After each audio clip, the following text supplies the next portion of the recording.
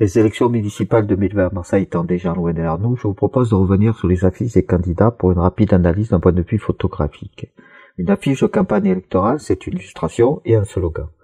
Même si le but de cette chaîne c'est de parler de photographie, le slogan étant tout aussi important que l'illustration, j'en dirai un mot aussi. D'ailleurs, le slogan peut être tout aussi graphique que l'illustration.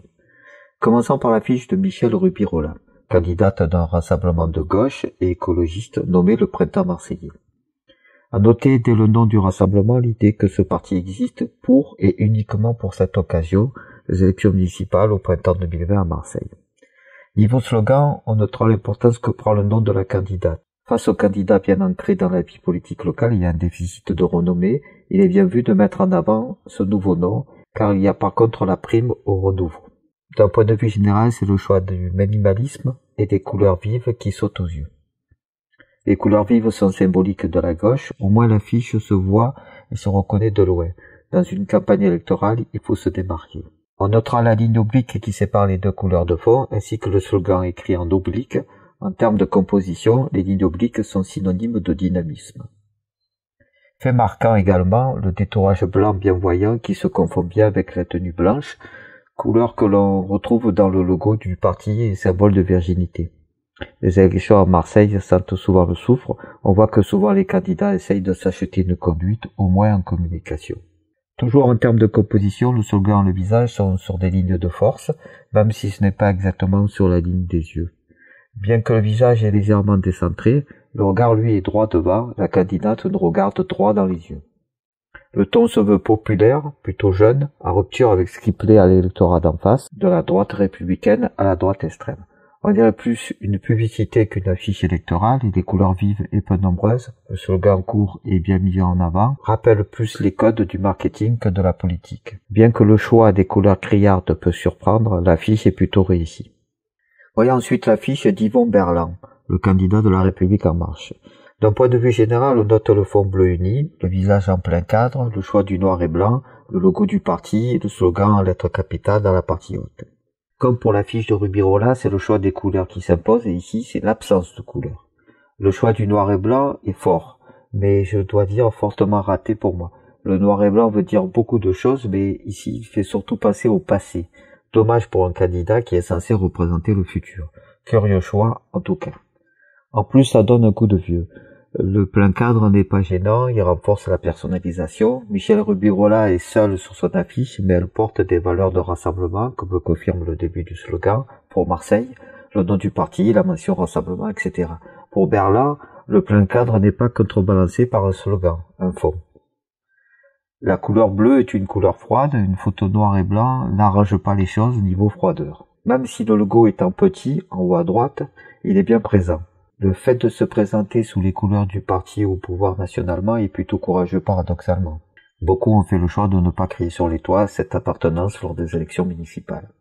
Il y a tellement peu sur cette affiche que cette appartenance revendiquée est importante, alors remplace un long discours. Pour le slogan, voir grand, agir vite, pas sûr qu'il parle dans la situation de Marseille. Le peuple marseillais est certes un peuple fier, les élections municipales 2020 sont surtout marquées par un désir d'agir, pour tout le peuple marseillais, atténuer les inégalités creusées par les années Godin. D'ailleurs, il n'y a aucune référence à Marseille sur cette affiche et c'est le seul dans ce cas. Niveau composition, on a vu que c'est du plein cadre. Donc plutôt centré, les yeux proches des lignes de force verticales, le slogan prend tout le tiers supérieur. Le regard légèrement oblique et droit dans notre regard, c'est plutôt réussi que cette fois-ci. C'est plutôt neutre, ni tourné vers le passé, ni vers le futur, mais c'est franc et massif. Le choix du noir et blanc est trop tranché et contre-productif. Passons à l'affiche de Sébastien Barles, pour Debout Marseille, candidat du Rassemblement écologiste. D'un point de vue général, on note le fond uni bleu, l'opposition sur la gauche, le regard tourné vers la droite, le texte oblique. Le regard vers la droite est un choix fort en matière de composition. Bien que ce ne soit pas toujours le cas, on prétend que le regard tourné vers la droite indique un regard tourné vers le futur. On notera que ce regard est parfaitement dans la ligne de mire du texte, mais pas n'importe lequel. Le nom du rassemblement. D'ailleurs renforcé par une écriture, une taille qui fait que c'est ce nom qui ressort le plus, comme si derrière ce nom tout est dit. Debout Marseille.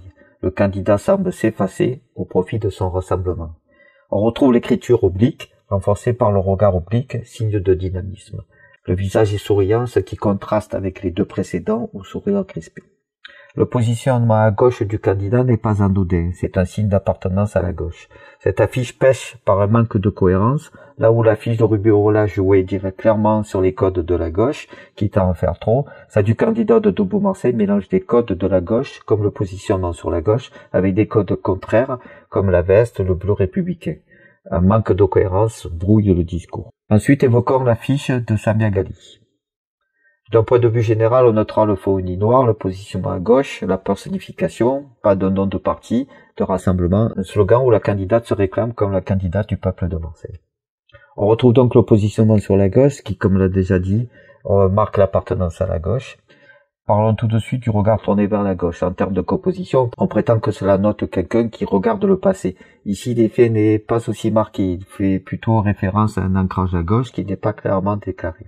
L'illustration fait référence à la gauche quand le texte se veut rassembleur.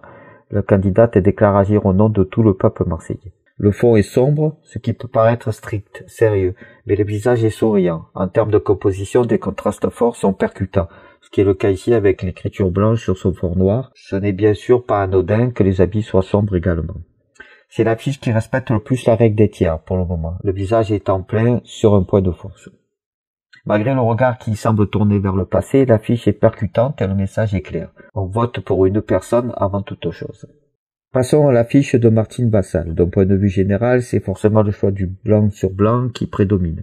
Le reste est classique, le nom est très gros en bleu de Marseille, et le slogan qui contient le nom de la ville. Comme pour le candidat d'En Marche, le logo du parti est présent mais minimaliste. Bien que le choix soit fort, du blanc sur blanc c'est troublant. Pas dans les codes politiques. Si l'affiche de Rubirola fait penser plus à une affiche de pub, ici, celle de Vassal fait penser à une affiche de spectacle. On en est presque à demander les dates de la tournée. Difficile de ne pas penser que le choix du blanc sur blanc, c'est pour chercher une virginité, que le candidat issu de la majorité au pouvoir à Marseille, depuis plus de 20 ans, n'a pas. Martine Vassal est la candidate des Républicains, elle sera forcément associée au règne de Gaudin et à son bilan. Comme pour l'affiche de Ghali, la règle des tiers est bien respectée. Le point de force sur l'œil droit n'est pas dû au hasard. Le regard oblique et droit vers nous complète le tableau. Le slogan se place naturellement dans le tiers bas. On retrouve ce sourire crispé qu'ont adopté la plupart des candidats. Le blanc, le bleu de Marseille sont plutôt bien pensés, mais le slogan est étrange. Une volonté pour Marseille. Va savoir laquelle au juste. Un visage seul et son nom en très grand, c'est plutôt les codes du populisme. Choix étrange quand on connaît la suite et la tentative de placer un autre candidat au dernier moment pour pousser la règle de l'âge. C'est une affiche qui tranche, donc risquée, un kit au double. La suivante est celle de Bruno Gilles, divers droite. C'est sans doute la plus classique au niveau des codes et des affiches politiques. D'un point de vue général, on note le fond illustré par une vue de Marseille, le positionnement avec le corps vers la gauche et le regard vers la droite. Le slogan « Un nouveau maire » et la personnification avec le nom écrit en plus gros. Classique dans sa forme, elle va bien au personnage qui est conservateur. Il connaît sa position, il n'est pas favori face à Vassal et Rubirola, il adopte une position d'outsider. Lui aussi capitalise sur le son nom tout en essayant de prétendre incarner le renouveau. Pas facile de dire « vous me connaissez bien depuis des années et avec moi ça va changer ». Niveau composition, la ligne des yeux est sur une ligne de force. Le regard est tourné vers la droite, donc vers le futur. Le corps tourné dans une direction et le regard dans une autre direction est un classique dans les positions de portrait. Là où Vassal a choisi un ton sur ton, avec du blanc à outrance, Gilles choisit de marquer sa différence avec la majorité précédente par un simple slogan apposé sur une mise en scène classique. Pas sûr que ce soit percutant. Par opposition à l'affiche de Rubirola, on notera le détourage plus classique là aussi, pas de prise de risque. Une affiche efficace mais sans risque. Sans doute trop classique pour faire bouger les lignes. Terminons par l'affiche de Stéphane Ravi.